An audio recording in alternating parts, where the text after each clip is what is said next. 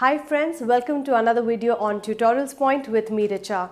And today we are going to talk about theory of flight. Well, have you ever wondered when an aircraft takes off, how it takes off, how it lands, how it turns from side to side? What are the dynamics involved in all of that? Well, this is what we'll cover in our topic or our module today, theory of flight, wherein we'll understand the nitty-gritties of how and where all these things happen. So keep watching. Well, today on the agenda is what is the physics of flight. So when we talk about flights and aircrafts, how do they take off, how do they land, what are the physics involved, what is the science behind it. We'll talk about principles of flight, certain principles that we are going to touch base upon, the four forces of flight, getting familiar with the parts of the aircraft. Now, an aircraft has a lot of parts, both interior and exterior. However, in this particular module, we'll only touch base on the exterior parts of the aircraft. We'll talk about Newton's law of motion as well as Bernoulli's principle, which is the most important factor which helps us understand the theory of flight, the purpose and the functions of the different airline parts, and that's what is on the agenda today, friends. So let's keep talking about this particular module. So friends, let's understand what exactly is aerodynamics. Well, if you have to give it a definition, aerodynamics is the study of forces and the resulting motion of objects when they go through the air. Studying the motion of air around an object allows us to measure the forces of lift, which allows an aircraft to overcome gravity, and drag, which is the resistance an aircraft feels when it moves through the air. Well, aerodynamics is a very interesting study, and once you understand that, it will really help you to understand how an aircraft really moves through the air. Well, there are certain principles of flight, so let's take a look at them. There is a flight path, which is what the aircraft takes whenever it has to fly from one destination to another. So there is a particular flight path that the crew, that is the captain or the pilot, needs to follow. There is a relative wind which is going in the opposite direction. So the flight path is in the front direction and the relative wind is actually going against the aircraft, making it go towards the destination. There is a thrust, which is the forward movement of a particular aircraft. There is a drag, which is actually making the aircraft go behind and rather making it happen, the thrust factor. Component of weight opposed to lift and the rearward component of weight. These, my friends, are certain principles of the flight. Talking about airfoils, now what exactly are airfoils and how do they help on the movement of the aircraft? They help to create the force of lift, and lift is something which we will talk about in detail. They can be wings or propeller blades. Include leading and the trailing edges and cambers and chord lines. Leading edge of the aircraft is towards the nose of the aircraft and the trailing edge of the aircraft is towards the aft or the backside of the aircraft. We're going to talk about the four forces, and this is a very crucial part of understanding the theory of the flight. Well, there are main four forces which act on the aircraft. These four forces are lift, weight, drag and thrust. Now they all act in the opposite direction, which helps the aircraft move through the air and even take off and land in that particular order. The four forces, let's understand, are in any level flight, the lift equals the weight and thrust equals drag when the airplane flies at a constant velocity. Maintaining a steady flight requires a balance, often described as an equilibrium of all the forces together. So when the aircraft is in a motion and is a constant motion, that is the time all these forces are acting against each other and in equilibrium.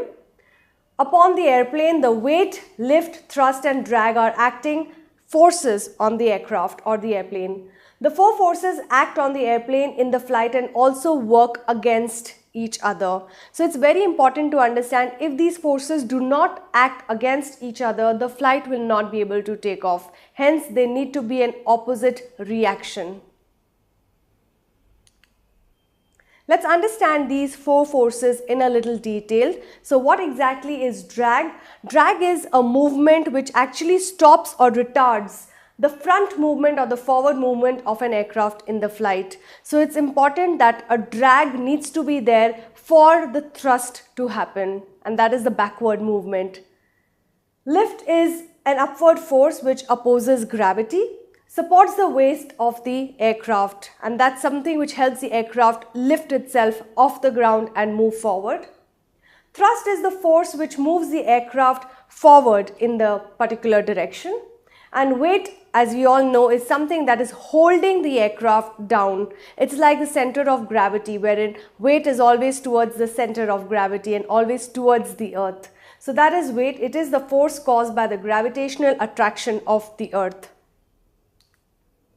Let's understand each of these forces in detail now. We'll start with weight. So let's understand the force which is most familiar to us, because weight is something that we feel every single day of our life. Every human being feels the weight. It is always directed towards the center of the earth. For the aircraft to fly, enough lift must be generated to counteract the weight of the aircraft plus the fuels plus the payload or the passengers. Now, for anything to happen, there has to be a accumulation of certain factors, and for weight to happen, it needs to make sure that the aircraft weight is having all the weight of the fuel, the payload, the passengers, etc. Everything together will help to take the weight of the aircraft. Weight acts through the center of gravity. Lifts act through the center of pressure, and that's very important to understand. It's not an aerodynamic force but a field force. Weight is not something which is felt suddenly. It's something which is always there, and it's like a field force. So that's important on weight. Talking about lift, which is the forward movement of the aircraft. Well, lift happens for two main reasons, or two things lead it to happen: the air as well as the motion. Now, these two things are very important for the lift to happen. If any of these, either air or motion, is not there, the aircraft will not be able to lift itself from the aircraft, or rather the ground. How do we explain lift? Lift is very beautifully explained with the help of Newton's law. Now, we're going to discuss 3 Newton's law, and I'm sure you must have read about it in your physics class. Well, let's talk about the first, Newton's law of motion. A body in motion tends to stay in motion in a straight line, and a body at rest tends to stay at rest unless an outside force causes it to stop. And that's Newton's first law of motion. Let's look at the second law of Newton's motion.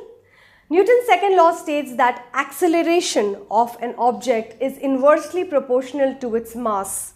In other words, it is difficult to change the speed of massive objects, and it is easier to change the speed of smaller objects. I'm sure, friends, you must have experienced it in your day-to-day life. When you have to push something small, you don't have to put too much pressure or force. But if you have to really push something heavy like a truck or a bus or a big vehicle, you require a lot of force to push that thing or that particular object. Just like a lady out here is trying to push a big bus, but it's really impossible to do so. Pushing a smaller object is much easier, and that is second law of motion. The second law of motion has a very simple formula, which is, let's understand what the formula is. Force is equal to mass into acceleration. You can use F is equal to ma to calculate exactly how powerful an engine would have to be to supply enough pushing force to accelerate for takeoff. It's important that the force is huge. Even more than the weight of the aircraft, the force has to be double or triple the time so that it can really give that kind of push to the aircraft to take off. Coming into Newton's third law of motion, let's understand what is that. For every action, there is an equal and opposite reaction. Jet propulsion is an example. For jet planes, why do we say jet planes are very, very fast and speedy? Because of the fact that they have these propeller blades which help them to really create a swiftness or a speediness when they take off. Just like you can see on this particular slide, air, when it moves below the kite, it helps the kite to lift up.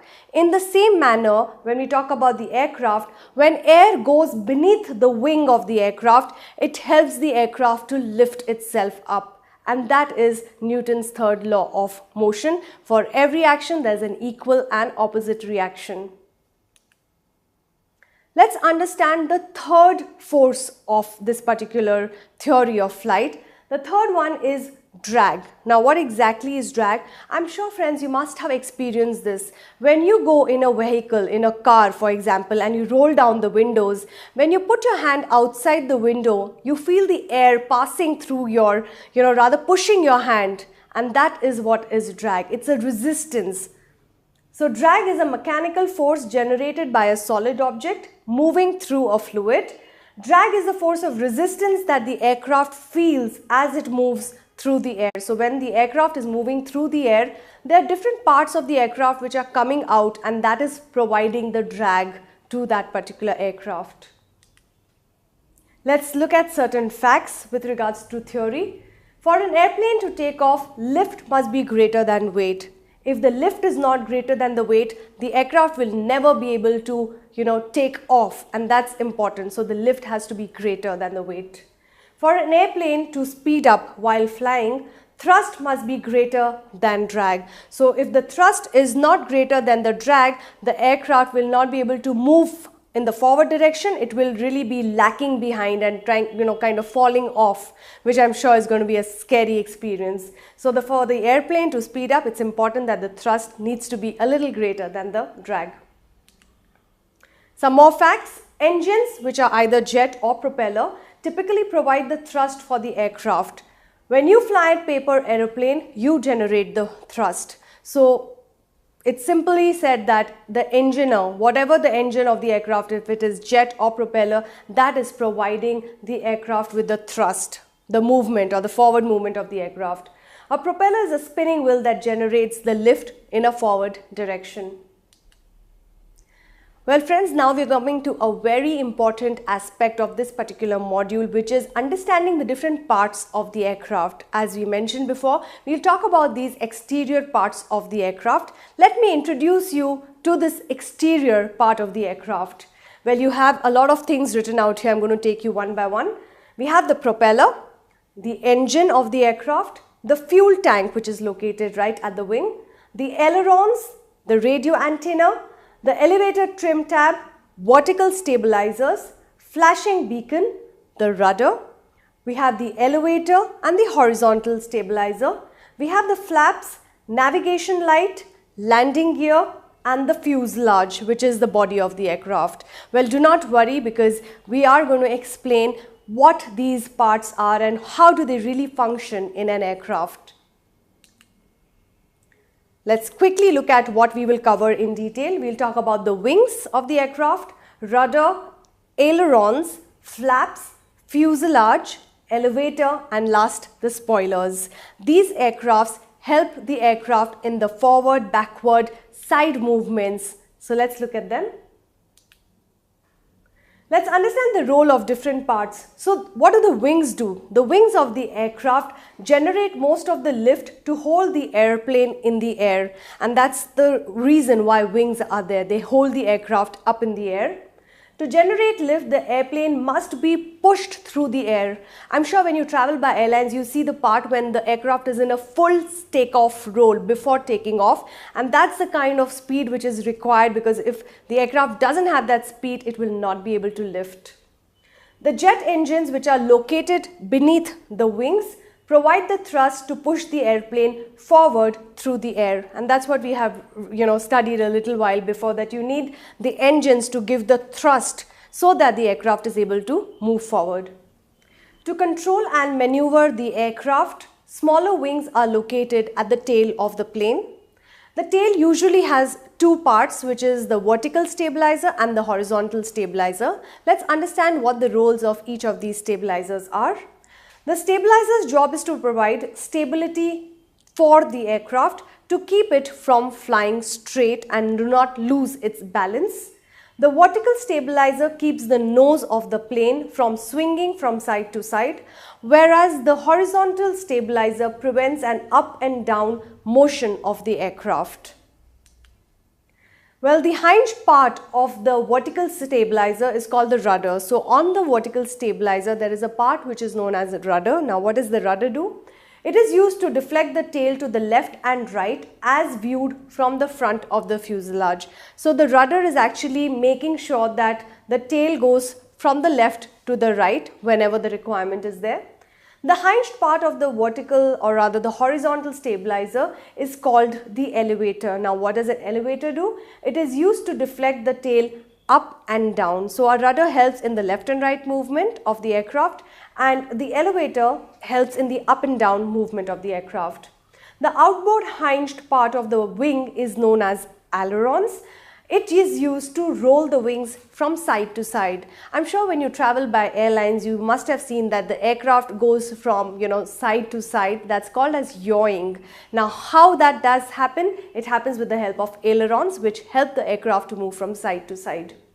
Most of the airlines can also be rolled from side to side by the use of spoilers. Well, what are spoilers? Spoilers are small plates that are used to disrupt the flow of the wing and change the amount of force by decreasing the lift when the spoiler is deployed. The airline crew, meaning the cockpit crew, the pilot has the button in his particular cabin wherein he can remove the spoilers as and when it's required. So spoilers are there which will help the aircraft kind of, change the speed of the aircraft whenever it's the possibility is there.